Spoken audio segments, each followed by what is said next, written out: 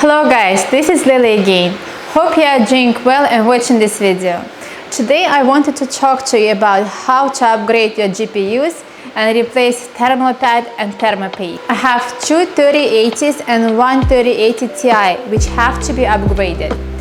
3080s are by HP Omen and its proprietary brand 3080 Ti is by MSI. Actually, I made this video because I got a comment from Son of the Tech addressing that my 3080s are overheating and throttling because of this. First of all, I was really impressed that you have watched my video, and thanks to you my 3080s will be fine.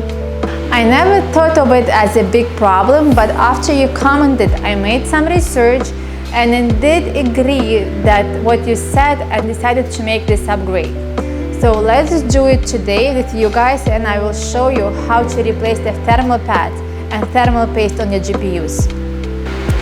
This will be helpful not only for miners but for gamers as well, just because not only mining cards are overheating, so I think it is good to have extra protections to your card.